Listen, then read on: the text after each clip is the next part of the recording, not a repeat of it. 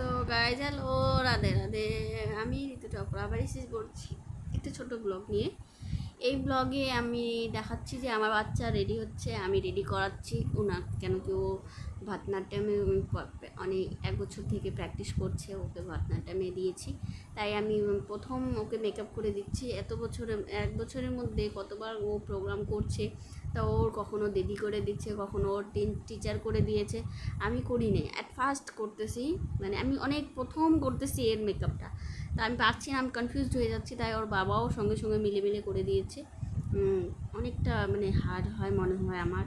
তো ওগুলো করার পরে আমরা মানে সব ফিনিশিং হলো, দেখি লাস্ট মেকআপ আপনি দেখতে পাচ্ছেন যে ওর বাবা আলতা লাগাই দিচ্ছে। তারপরে নেহা একটু প্র্যাকটিস করলো, প্র্যাকটিস করার পরে আমরা রেডি যাওয়ার জন্য আর কি। যেতে হবে, 4:30 থেকে প্রোগ্রাম ছিল, তো এক্সামটা ছিল, ওই এক্সামটা হলো।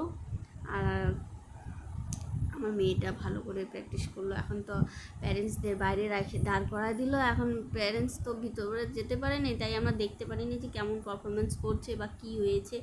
তারপরে আমরা আর কি বলি, আর কিছু জানি না। বাচ্চাকে তো জিজ্ঞাসা করলেও সঠিক বলতেও পারবে না, তাই আর কি। তো guys please like and subscribe করে দিবেন। বাই, একটু প্লিজ।